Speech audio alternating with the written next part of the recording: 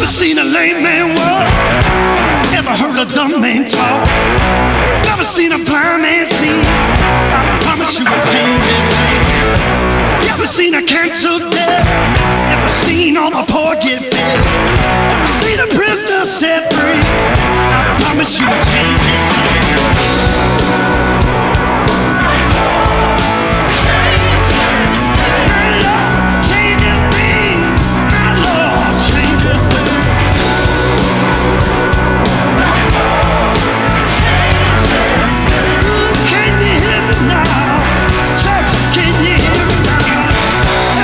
Broken heart made whole.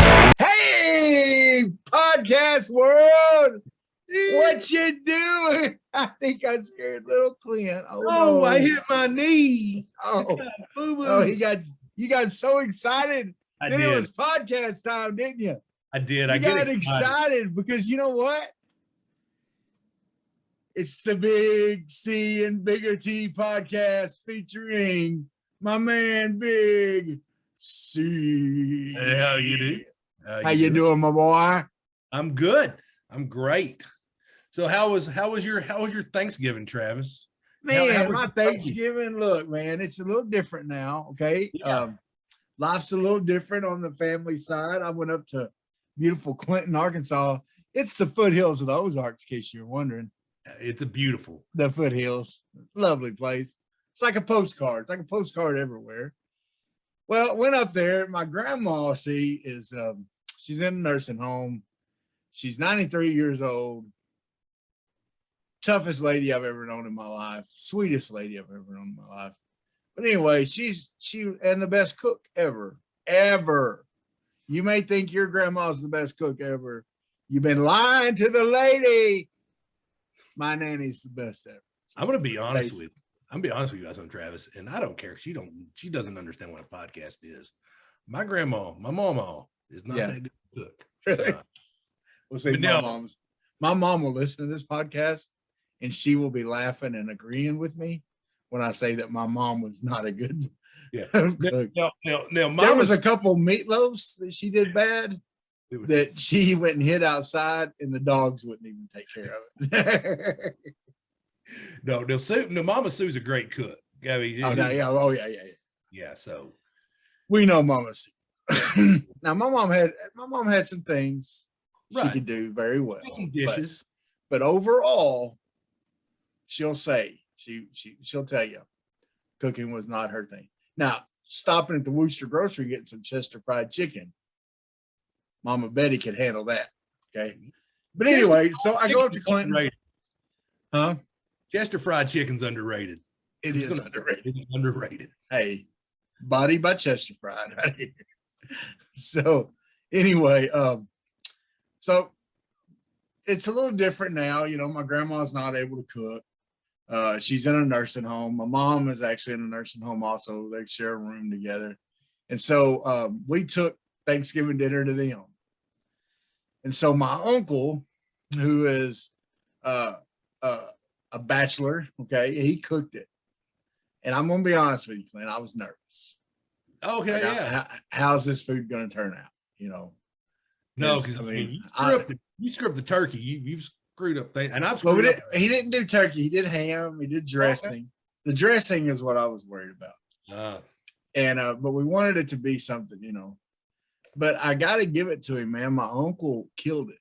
The dressing, and then he made some gravy with the dressing that was excelente.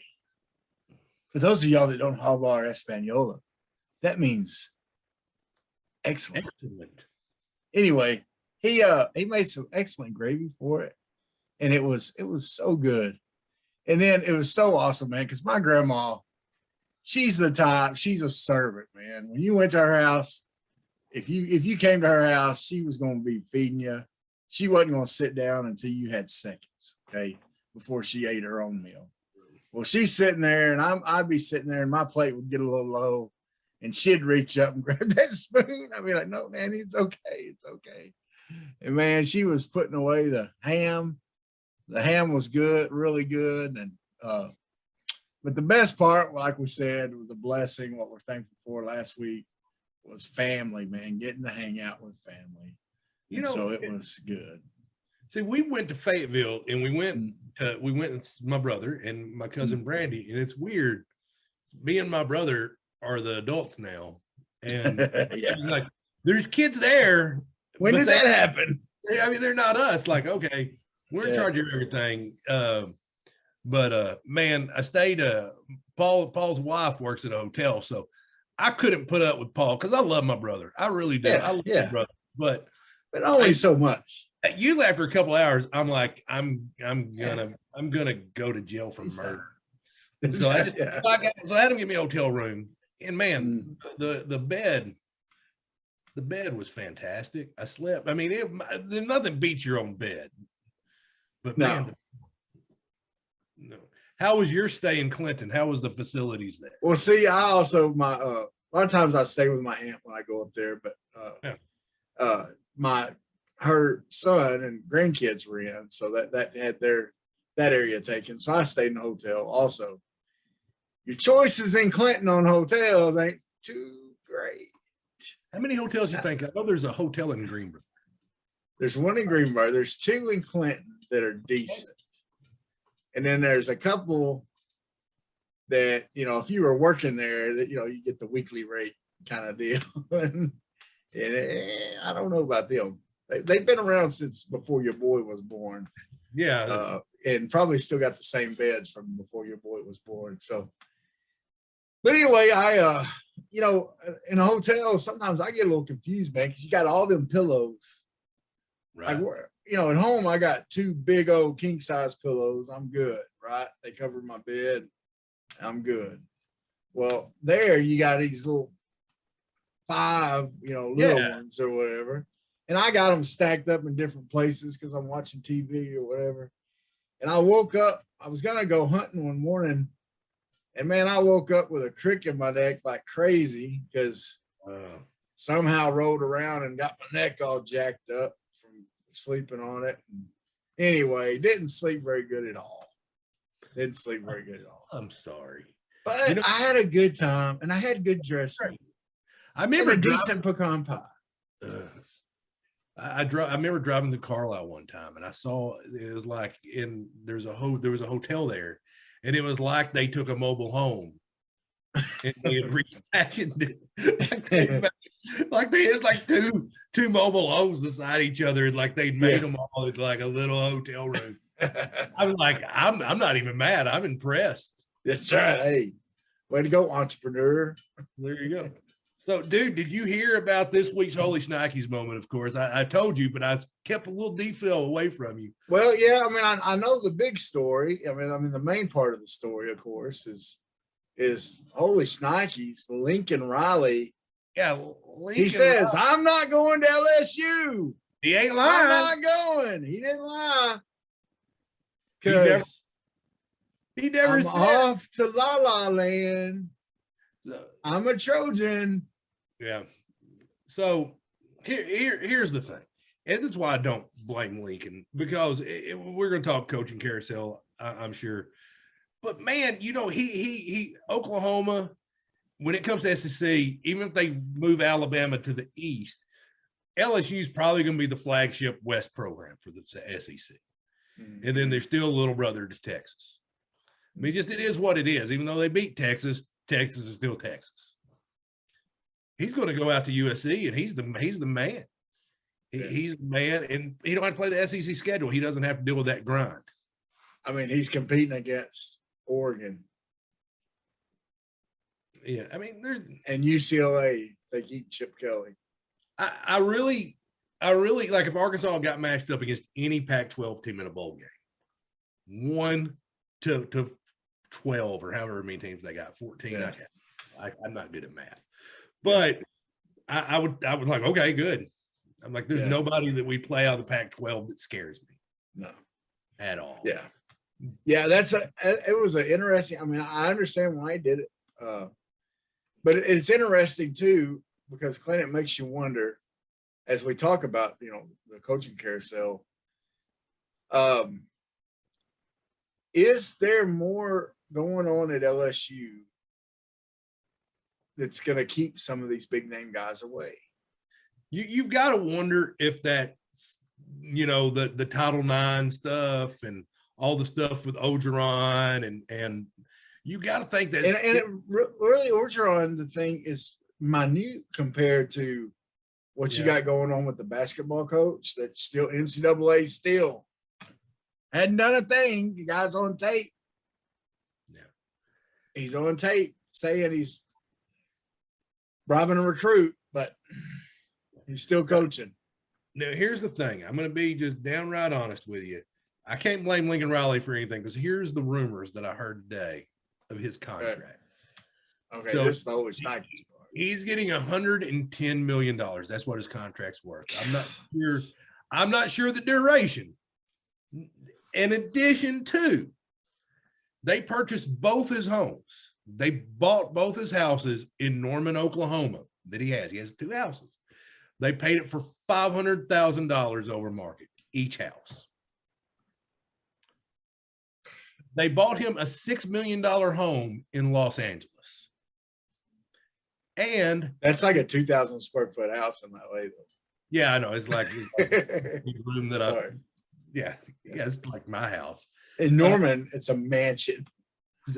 But still, $6 million. You're getting a nice gosh. And his family has access to USC's private jet 24/7. I'm getting rid of my car. Yeah, I'm like, your boy's getting rid of his car. I'm flying everywhere. Yeah. Hey, will this thing go through the Burger King drive-through? So thankfully his kids are younger, because if you'd given the 14-year-old me that privilege, oh my goodness, like dad would be off coaching or doing whatever, mom would tell me to go do the dishes. I'm like, take me to Italy, Jeeves. I'm going to Madison Square Garden. The Knicks are playing somebody. I don't care who. Yeah. I mean, well, not the Knicks, but you know what I mean. I know. Man, that's crazy, dude. That is crazy. They paid that much for his houses. Yeah. Are they gonna rent those dudes out? I might move to Norman. I don't know. Maybe they're just like, hey, you know what? We're not going to pay his buyout, but what we'll do is we'll give you this. We'll give you these. That's nuts. That is nuts, man. So, man, that carousel's nuts already. You got Napier going from Louisiana to Florida. You got Riley. Those are the Fresno State's coach goes to Washington. Riley, of course, going. So now you've got 2 jobs that are just enormous open. You got Oklahoma. The first time an Oklahoma coach has left for another college job since 1946. Yeah. That's a destination job. You usually don't leave that for another job. Well, then you got what's happened at SMU, TCU. Yeah. Which that's filled now, but it's still,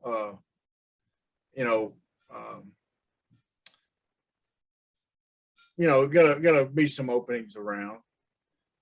There's another opening I didn't realize. Duke, Cutcliffe. Yeah. Resigned from Duke, or they parted ways. Man, and that's a hard school to win at. Yeah. But Cutcliffe did. Yeah. Cutcliffe did. He did all right there. He did all right. He wasn't world beaters or nothing, but he had a couple good years. Here's the thing: you go 6-6 at Duke, they're thrilled. You go 6-6 at LSU or Florida, you're fired. Yeah. So you gotta wonder. Like now, Mel Tucker just got this huge raise at in Michigan State, but you know what his buyout is? His contract's worth like $95 million. Yeah. His buyout's only $2.5 million. Really? If they want to part ways, at any point, it's like, okay. It's like, so I think you're going to see the buyouts going down. Yeah. I think too many schools are being caught. If they're smart, they need to start going down. And I think you're going to see more incentive laden. They need to have more incentive laden like Sam Pittman's is. No, and I love what Pittman's done. And I want to talk about, the importance of hiring the right guy. Because if you look at the SEC this year, this is insane. This might as well be our Holy Schneikes moment. 13 out of 14 teams bowl eligible. Yeah. Arkansas finished third in the SEC West and fifth overall in the SEC. Yeah. I mean, that's insane. If I'd have told you that before the season, you'd have had me committed. Well, and look at the year, 2 years ago when Pittman was hired, you had Kiffin, you had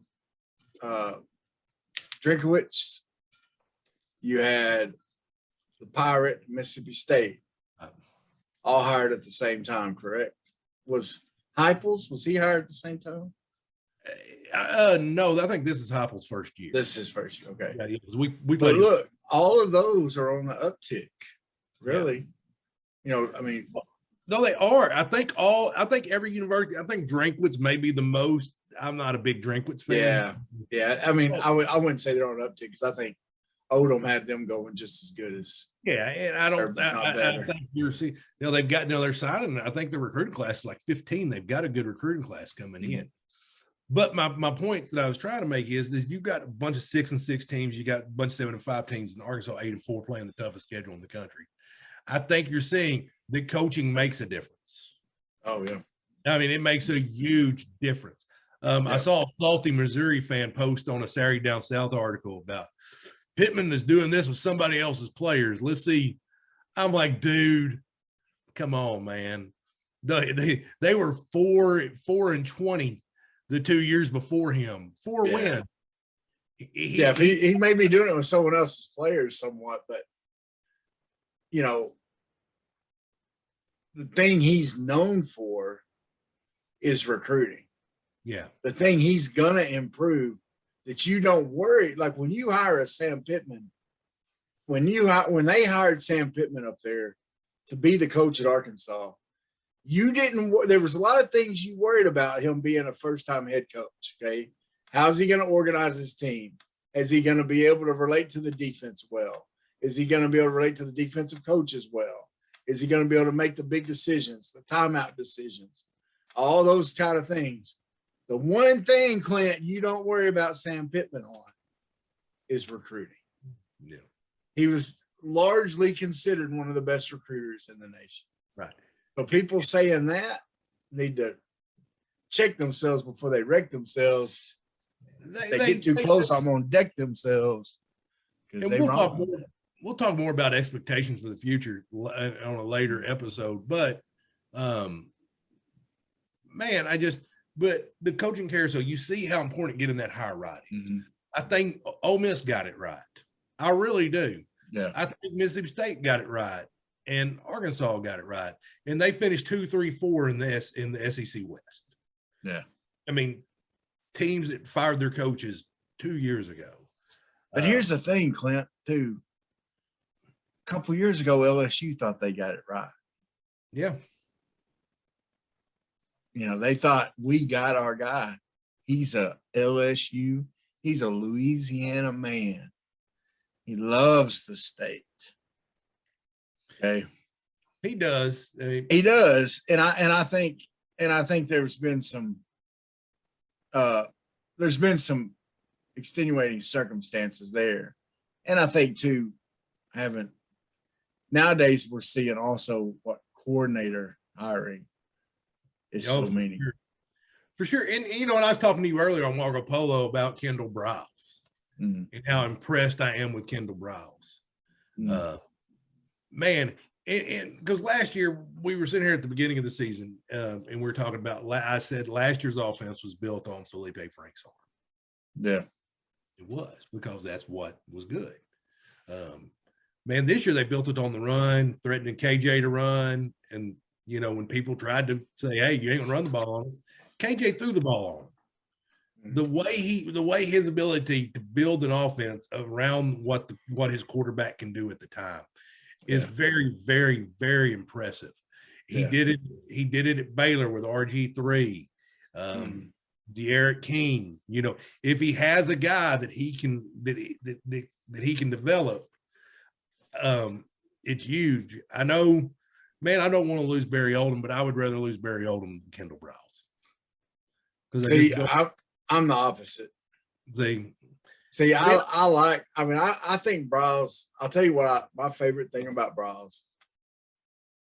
And some people gripe about this, but I don't think they understand what they're saying. If you watch the way he has trained Jefferson and what he trained Felipe Franks to do last year, they don't have happy feet in the pocket. People gripe and say they stand there like a statue.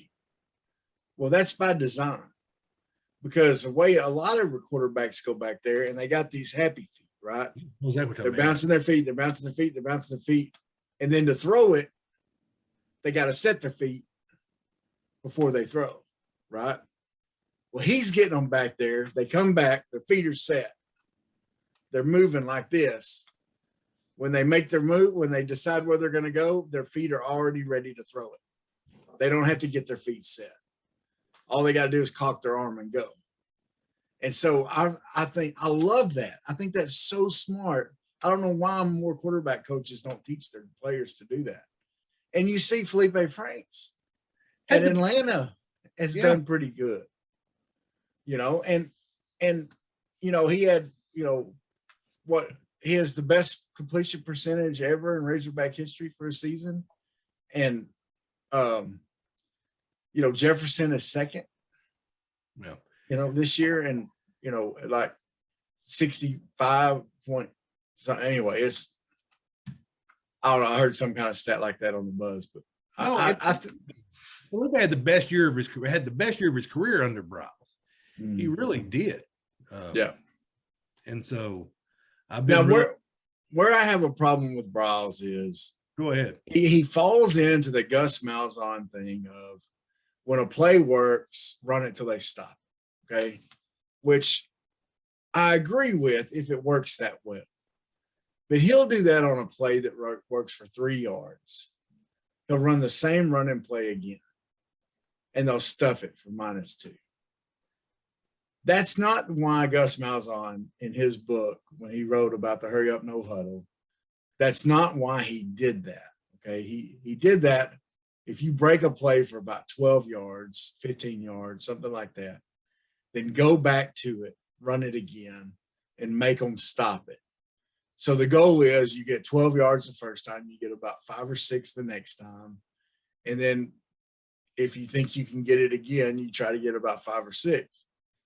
And you keep the gap, but you're doing it in a hurry while the defense can't replace what you're trying to do. Is trying to do it while they're not lined up to stop that play. So hopefully you found the weak spot in their lineup, and they can't go, like, say you found a weak spot, they have a 3-man line, they can't, you're hurry up, no huddle, and so they can't bring in the 4th down lineman. Okay. Of course, now with the fake injuries, you're getting away with doing that. But Browse, I think to a fault, will do that sometimes.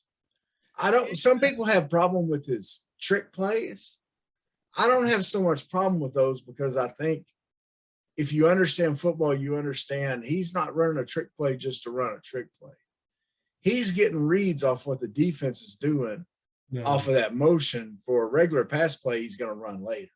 Well, and I was sitting there yelling at the TV against Missouri, like, quit running the ball. They're stuffing the run. Let KJ sling it. And man, but he's, I mean, the KJ's progression, the way he's done quarterbacks, it's hard to fault. Now, we didn't discuss this beforehand, but we got to recap the Missouri game. And me and you didn't discuss our MVPs beforehand. No. So I'm just going to go ahead and say it. Man, I can't not give it to KJ Jefferson. No. I just can't. 4 incompletions, didn't turn the ball. 4 incompletions, didn't turn the ball over. I mean, he found Treylon Burks again and again and again and again and again. Yeah. And He's been the unquestioned leader of that offense. He gets it. I'm happy he's our quarterback, and I look forward to seeing the kid do stuff next year. That would be my first pick by far. However, I'm going to go with somebody that I've been ringing the bell for him quite a bit this season. And if you watched that game, he did a lot of good stuff that didn't show up on the stat sheet, meaning blocking. And he made some big catches. That's Trey Knox. Yeah. Trey Knox is playing like a man that weighs 30 pounds more than he does. Well, he's going to develop into that position too. He's going to develop into the position. He's going to add weight this year. And Trey Knox may be the best tight end in the SEC next year. He really may be. That's my bold prediction for next season. That if he can add some weight and continues to block with the intensity he does now, and he can put some weight, some muscle behind it, the way he uses his hands and blocking, it's like he's meant to do it. He's so good at it. And he can make catches. He seems to feel comfortable with the routes and the catches that he's asked to make. So, he didn't have the biggest stat game in the world,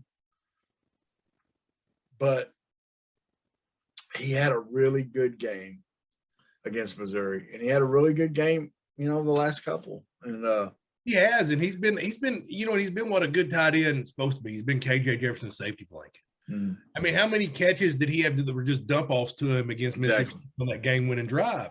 Mm. I mean, because that's what a good tight end at the end of the day is supposed to be. This is my safety blanket. It's kind of like a fullback dump or something like that. You just want that to be there. And one thing that really did impress me about KJ, I was scrolling on Facebook earlier, and I was going to I was on the Hog Plus page, which I haven't broke down and bought yet, but I love everything I see that they do so much. Yeah, I need to just break down and do it. I was actually joking about, like, I love Trey Beatty's walk and talk. I love what he does on the buzz. I really do need to sign up for, just to give back, because that's why he does. Well, if you're going to, now's the time. Today's the day to do it. This is Cyber Monday, by the way. And it's seriously like $20 or $30 for the whole year, where it's normally like $100. I have to look at it. But by the way, y'all missed the deal because we're recording this Monday. We're releasing it Wednesday. So. That's right. You done missed it. You done missed it. Clint can still jump on it, though. I can still. But by listening to KJ talk, and he's talking before the Missouri game, Pittman was having the team and goes, "What's your why? What's your why?" Mm-hmm. And he'd ask Hayden Henry and something, and Hayden's like, "I've never held that trophy before. I want to hold that trophy." Yeah. They asked KJ, and he asked KJ, and KJ's like, "I was picked as the worst quarterback in this starting quarterback in the SEC coming into the season. Wow. I was picked dead last." Yeah. There's a writer that picked him last. Because I've set out every week to prove that I was the best quarterback on that field. And he's done it. I love it. And he's went toe to toe with that Ole Miss game. Him and Matt Corral was the best quarterback duel I'd seen. Yeah. Since Dak Prescott and Brandon Allen. Yeah. That was. I mean, it was that level of duel. Yeah. I mean. And by the way, for y'all that keep score at home, Dak Prescott and Brandon Allen both had pretty good NFL careers. Dak's a star. Brandon Allen's paying his bills, standing on the clipboard. He's still there cheering on Joe Burrow and Joe Mixon. It's like they said in Bull Durham, you go to the ballpark every day and make a living. That's right. That's right. So get back to it. So, but man, what was your thoughts on the Missouri game? I like the game plan. I liked. I thought Odom did a great job calling the defense. I think the defense was ready. I loved that Pittman got Morgan and Fouché up there, and as the two defensive captains, and let them give the game ball to Odom on his birthday after that win. And Morgan and free shape. Morgan said, I think it was Morgan said, no one in this room worked harder for this win than Coach Odom did. He said he's put in the work, training us, getting us ready, and he deserves this. And so, man, when the players have that kind of respect for you, you're doing something right. When they have that kind of love for you, you're doing something right. And I don't see him or Browse either one leaving for anything less than a head coaching job. No. I really don't. And it's going to be the right head coaching job. They'll both be gone tomorrow since I said that. Yeah, I know. Wednesday, like, let's get it. And they'll go to some like Podunk. Yeah. Like they leave to go be the strength and conditioning coach at Texas Tech. Yeah, that's right. Yeah. Now, wasn't there while I was thinking about it, wasn't there a Florida school open up? One of the like FIU or one of those open up? Yeah, I think FIU, Butch Davis is leaving there. Yeah, that's right, Butch Davis. So now that's one that may be a draw to somebody like a Browse or, because it's a fertile recruiting ground. Yeah, did you see what Butch Davis said about that program? No. Yeah, I don't think anybody's taking that job. Oh, really? He basically he had to call in a favor and get you shoulder pads. He said the admins, breaking a bunch of promises. Oh, wow. Yeah, it's bad. Yeah. It's bad. So, yeah. Speaking of bad, you want to talk about our picks? Do I want to talk about our picks? I knew going into it, there were two games me and you differed on, and you were up 2. It was Florida State, Florida. I picked Florida State. You picked Florida because I said Florida State had quit the least. Yeah. You got it right. I got it wrong. Then the Egg Bowl, I took Mississippi State. I even ate my words a little bit on it. And I'm happy it went this way because it cleared the way for Arkansas to get 3rd in the West. Yeah. But it helped you. Yeah. It helped you beat me. Well, here's what happened last week, Clint. Clint, you finished last. Oh, man. This last week with 5 correct. Yeah. That means both Mama Sue and Mama Betty both beat you with 6 correct. Yeah, that means you got 7. I got 7 correct. And Adam Sandiford, our guest picker, set the record, ended with the bar the highest. He got 8 correct. The only ones he missed was he agreed with us on Ohio State, and he went with Wisconsin over Minnesota. And that was the only 2 he missed. The rest of them he got correct. Even he picked LSU. The rest of us picked A&M. He had a feeling about LSU winning it for Coach O, and he was correct on that. So Adam, way to go, buddy. Good job on the picks. No, and I had a feeling, by the way, congratulations, Travis. Congratulations. That means yes. I win. You win. I win. Hooray me. Hooray for school. Hooray for football. I'm happy we didn't wager on this like I win. I know. If we had a wager on it, I'd have finished last place. Yeah. I guarantee you. I'd suggested the loser has to be the winner's butler for 24 hours or something. Yeah. So I would have lost. I guarantee you. If we would have wagered on it, that's the way I am. The things that don't mean anything, I'm a winner. Yeah. Well, if it means something, you can repave my driveway. Yeah. So the final totals for the year are this. Mama Sue is last with 62. Our guest pickers is next to last with 64 correct. Mama Betty is next with 65.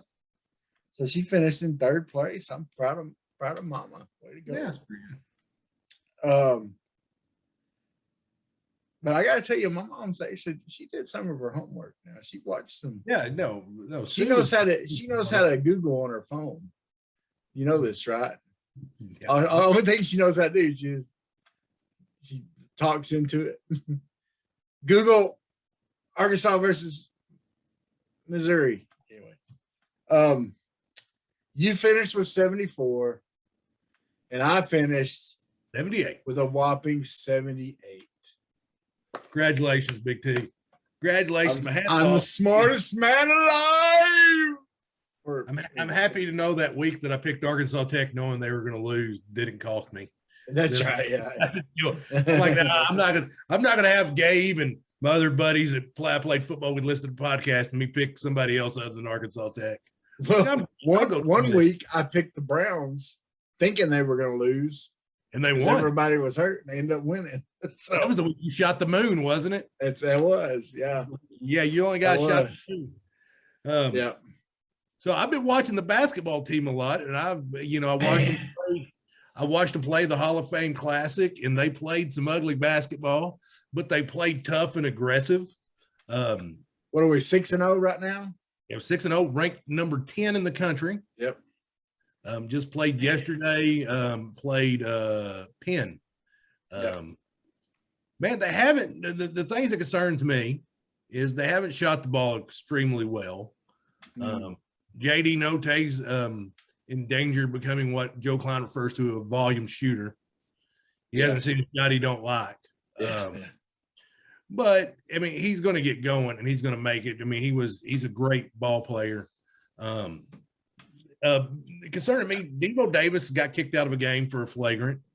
Yeah. And Tony, who's been a great inside presence for us, he got kicked out yesterday.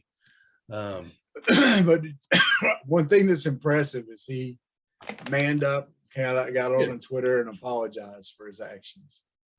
I thought that was really good. Yeah, he and I think they both learned from it. But the team's off to a really good start. The transfers seem to be gelling well. Chris Lykes is kind of feeling that JD Notae role. Jalen Williams is just a phenomenal big man in the post, really good distributor, great passer out of the post. He can handle the ball well. Devo's going to get going. Devo, and you got Tony, and then you got Ugule or something. Yeah. Yeah. But anyway, he's doing real good. I think they're gelling and they're going to keep gelling. Tony and Umede are pretty much interchangeable. Right. You're kind of, you need one of them to get going every game. And if you have one of them, you're doing good. They're about 6'6", energy, rebounding, and even my boy Beanpole, he's playing Beanstalk well. is actually playing pretty good. He still has some things that worries me, but I think Muss is just putting him in against teams he knows he can do well against. No, I think Musselman knows his skill set better than any of us, and he knows how to use them. But I think they're going to be tough this year. It's kind of like whoever get matched up with in the bowl game. I think Arkansas's got a chance against. Yeah. I mean, I've seen all of them. I really don't want to play Clemson because it's just Arkansas's luck that they're going to play Alabama, Georgia, and Clemson all in the same season. Yeah. But then you're looking at possibility Minnesota, Wisconsin, Penn State. I mean, no matter which way you look at it, you're going to get. Did you just transition from basketball to bowl games? Yeah. My mind, I'm not. See, that's the thing is, I'm still on football mode. I understand. I'm on football. I understand, but let me say this about basketball. Oh, sorry, you're right. I'm sorry. Thank you for getting me back on track. Let me say this about basketball real quick. Because I was like, wait, did I fall asleep? I don't even know how I did that. Did we finish basketball? I did that. I was like, I totally was like a squirrel. Hey, we're not going to edit it. That's there. No, it's there because do you even know how to? Well, yeah. Well, yeah, not well. But anyway, that's why we're not going to edit. Yeah, that's right.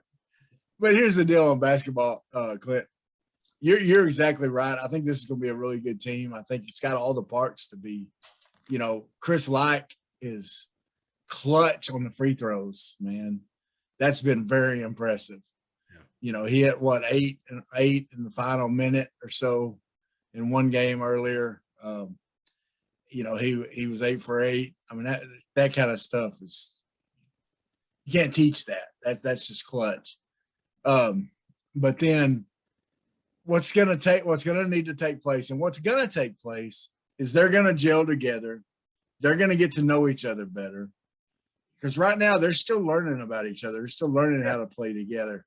And so that's just the way these teams are going to be when bringing in all these transfers and all the different stuff we do, and adding, next year we'll be adding a lot of freshmen to the mix. So really good freshmen. Yeah, really good. I mean, but the thing is, we're adding good players every year. And so I'm excited for this team. I think they got a chance to do as good as last year, if not better. I don't know if they're going to be able to shoot the ball quite as well. Like you said, they're struggling with 3-point shooting. They're struggling with defending the three. And I think part of that is having a guy like Chris Light. He's only 5'7". He's a little bit of a defense liability. He can't get up and defend the jump shot. Yeah. By the way, I do remember the point I was trying to make. And then okay. I got excited. You did. And so I'm seriously talk like, oh, that's what I was trying. I remember what I was trying to do now. Yeah. But what I was saying is there's your number 10 in this. I haven't seen a basketball team that just scares me.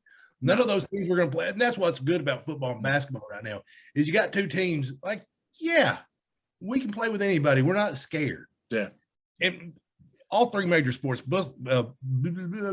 baseball, football, basketball. Yeah. Scared. Yeah. And that's awesome. That's awesome to have. Yeah. Well, once again, you're exactly right. And basketball is back again, baby. Now, once again, like we said off the air before we started recording, we're not big fans of Muss's intro. No. That's a little cheesy to me. We're crotchety old men. I know. Like I said, you can get away with that. Lay up drill in the 3-man weave and shut it up, boys. Yeah. Jack up some threes. Don't be ducking in pregame. That's right. That's right. Like high school, it's like a technical. Well, I don't know if it still is. Hopefully not, because that's used to be, yeah, it's a technical foul if you duck in pregame. Yeah. Come on, man. Yeah. That was outdated back when I played. I'm not sure if it still is. Y'all change it. I know no one listens to this podcast. Right. I know. Change That's that. the power, but I mean, juggling and spinning balls. I mean, yeah, we're not. Yeah, listen, the Washington Senators are not walking out that door. No. We're playing real teams. Okay. Okay, we're playing real basketball teams. It's not and I promise you do that against the Kentucky and you go look, if you do that every game, you're as long as you're winning, it's okay. But you go on like a 4-game losing streak. Oh, like you stub your toe against like A&M, then lose. It becomes club dub. Oh goodness! I mean, everybody's calling it drive time sport. Yeah, it becomes that club dude don't dub. even wear a suit. That's right. Yeah. He don't even tuck in them polos all the time. He just looks sloppy. He's an embarrassment to the university. That one assistant coach, he doesn't even tuck his polo in. Randy, I'll hang up and listen. He got a big belly. Well, if you got a big belly, you don't tuck it in. It's hard to keep it tucked in. That's right. Relate. Now back to the other thing that you started us down. Well, I didn't mean bowl projections. Where are we going to go bowling? Where do you want to go bowling, Clint? Where do you want to spend your holiday if you're a Razorback player? Okay, me the fan. If they went to the Liberty Bowl, of course I would go. If they go to Nashville, I would probably go. Now that being said, if I'm a player, do I want to go to Florida or do I want to go to Tennessee? Give me Florida. Otis Kirk posted today that he hears it's down to the Citrus Bowl and Gator Bowl. And I've got a feeling it's going to be the Gator Bowl. So you got to wonder. A lot of it depends on what happens in the ACC title game. Yeah. Because I heard the Citrus is depending on how Alabama does in the against Georgia. Well, you know Georgia's going to the playoffs, win or lose. Yeah. I mean, so that Georgia's in. So Georgia's going to the playoffs. I don't see Alabama beating Georgia. I just don't. No, I don't either. So that puts I don't think a 2-loss Alabama team gets in. That's why I was going to kind of ask you earlier is who's your 4 playoff teams if there's no upsets this week. Of course, stuff can go haywire. Baylor could beat Oklahoma State. Alabama could beat Georgia. Yeah. There's a wonky. Houston could beat Cincinnati. All kinds of wonky things could happen, but it's not. I know, man. It's so crazy. It's so crazy even now. What's the top 4 right now? It'll be Georgia, Michigan, probably Alabama 3rd, and Cincinnati 4. So all 4 of those teams have losable games this weekend. Yeah. But honestly, if I was predicting, that would be the 4, I'd say. Yeah, but Michigan, Alabama's probably going to lose. If Alabama loses, you're right. Well, you're right. Alabama. Then you're going to bring in probably Oklahoma State. Yep. If they win, if Oklahoma State loses to Baylor, then there's all kinds of wonky things can happen. But you got to think those 3 teams, Ole Miss, Georgia, Bama, are either going to be playoff for New Year's 6. So that leaves Kentucky. I think would get the Citrus Bowl because Kentucky was the 4 seed.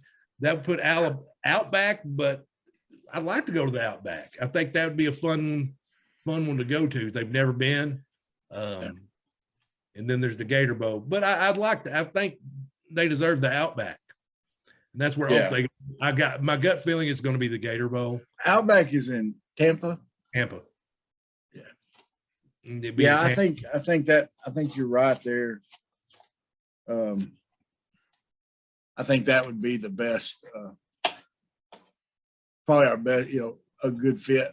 And I don't think the chaos that could happen this weekend really affects Arkansas one way or another. No, I really don't. No, I think only thing that affects Arkansas is Alabama winning, because then it puts 2 SEC teams in the playoff, because I think Georgia would still make it then, and Bama would make it. Yeah. So that would mean Arkansas would move up. That means every SEC team would move up.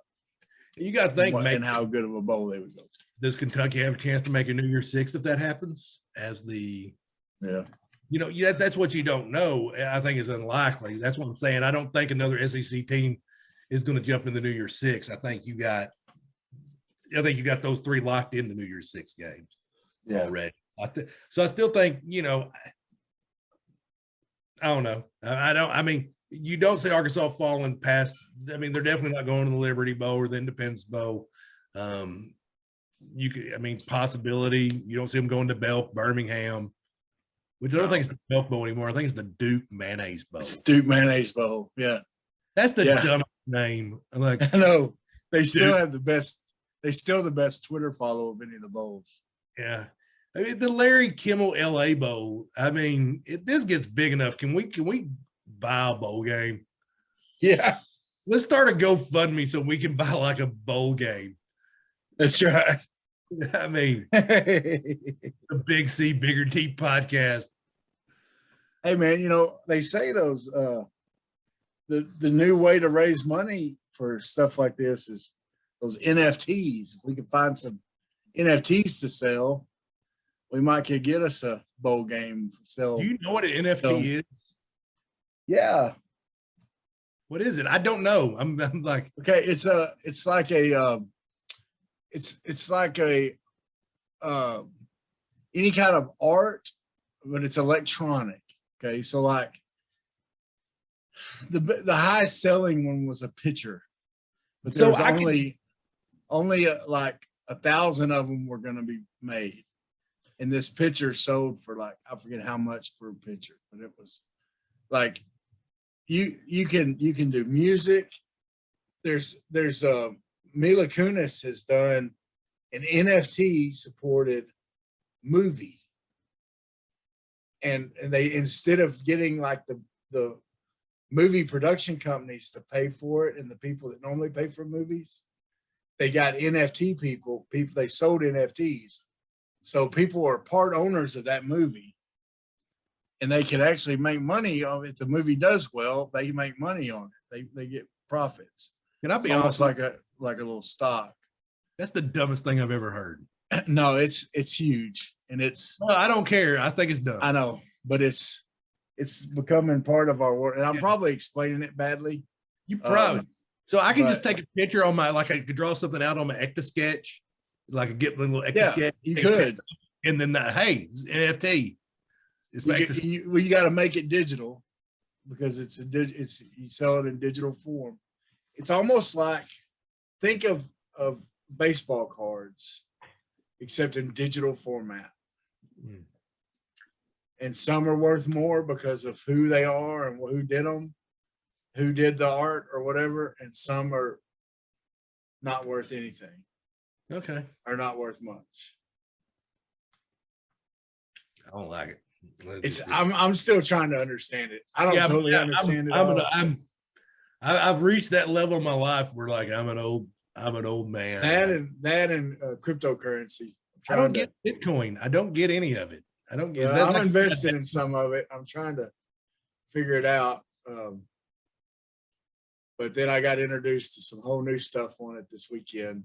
You could hit it big doing that Bitcoin, and like you'll have a real nice. We'll come in one week, you have a real nice background, like a water fountain with a dolphin jumping over it. Yeah, mighty. well, I think the big hits on it have already happened. I think the people that got rich overnight on it, that's already happened. You had to get in on the start. I think on them stonks. Is that what the word stonks? I don't know what the kids think. Anyway, well, we're going off on something that we're not near. We're not experts Follow on us anything. for more financial advice. Yeah, that's right. Yeah, I want to put it all in Walmart. Not bad. Hey, for those of you that want to know my advice on your financial, empty your checking account right now. Take everything out of savings, everything out of your checking. Take all your jewelry and everything. Go pawn that. Pawn everything you got. Go to Oaklawn. Go into the roulette wheel. Put it all on black. You look at that thing, you hate me. That's right. So now that I've gathered up this $37.58, I'm putting it all on black, baby. By the time you paid the money to go to Oakland, it's like, okay, I need enough money to get back. And here's $7. Put it on black. $14. All right, Clint. Well, man, let's wrap it up. But there's a couple things we wanted to do before we wrap it up. First of all, thank you for listening and watching. Like, share about us on social media, all that kind of stuff.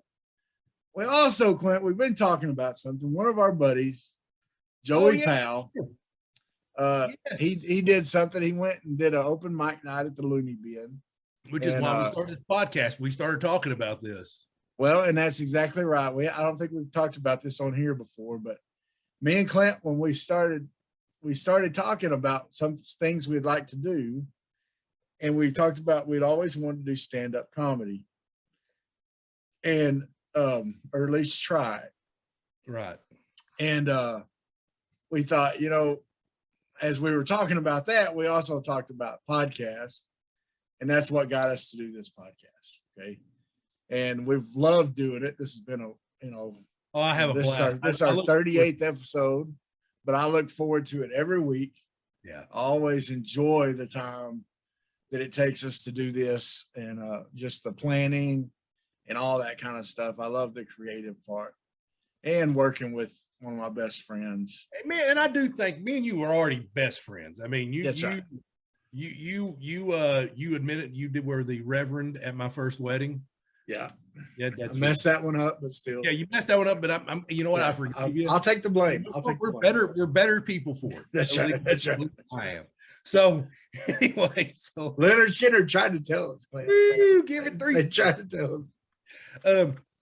Now, but I think we've become even better friends doing this. Like we got an entire process where we talk, we'll send each other messages, and I've enjoyed it. I love you, buddy. And man, you're the serious guy that tries to keep me on track. I've kind of get to be the funny guy. Jumbo said I was the funniest guy I ever met, but I'm telling y'all, Travis does a phenomenal job on this. He does most of the hard work, and I appreciate you. And man, I'll do this till the day they put me in a pine box with you for all I care. I have that much fun. That'd be a big pine box if they put us together. Yeah. You need more boxes. Anyway, that's a super grand piano right there. But so anyway, here's what we're thinking. We're still trying to work up the nerve to maybe try an open mic night ourselves.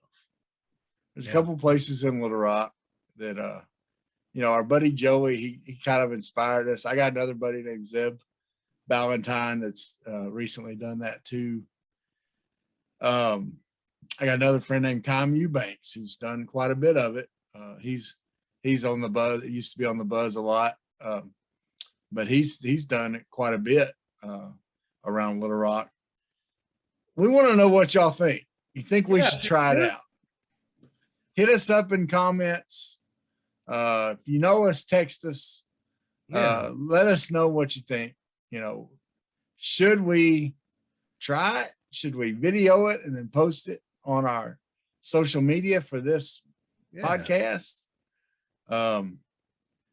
It'll just be a few minutes long, so we could do that pretty easy. I think I'm funny. My mom thinks I'm handsome, so there we go. See?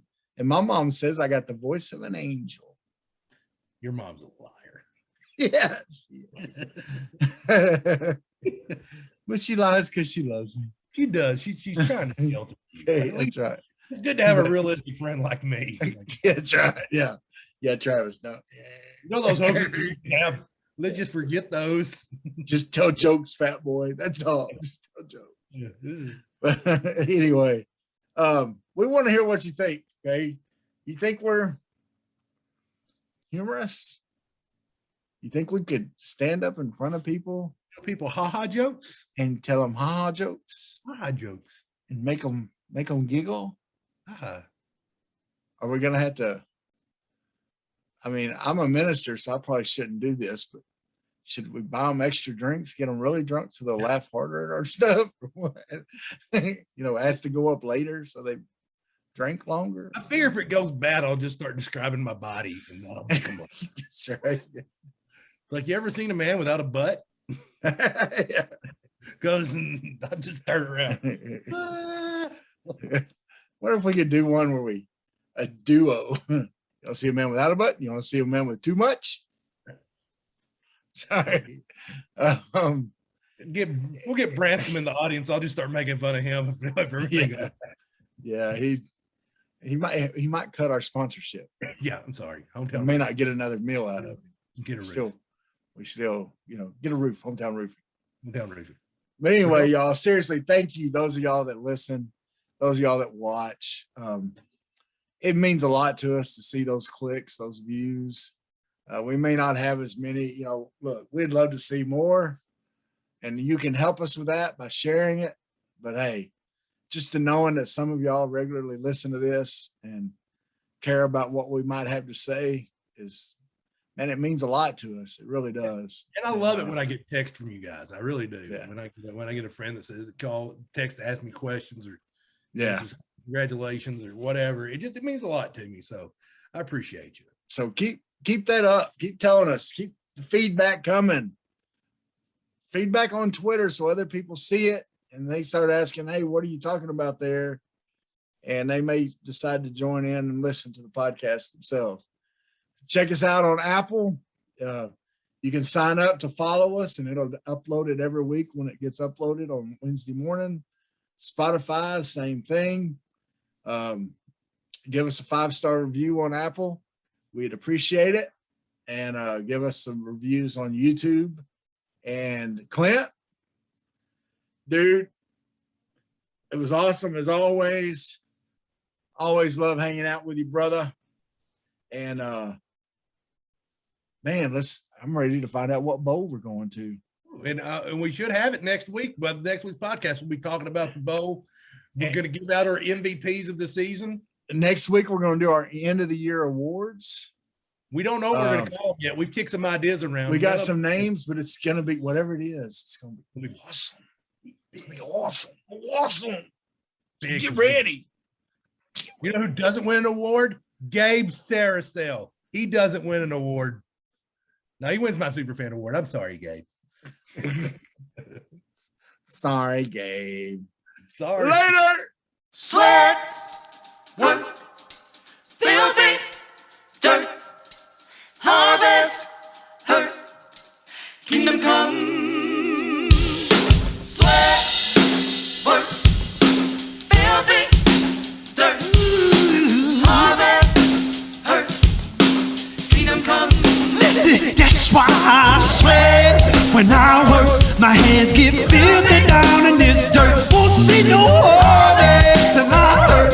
Crying your kingdom come. Listen, I wake up in the morning, I bow my head to pray. Mama told me if I don't, ain't nothing gonna change. These prayers breaking up hard ground so I can sow the seed. Ain't afraid of no aches and pain. Lord knows I gotta follow his lead. That's why I sweat when I work. My hands get filthy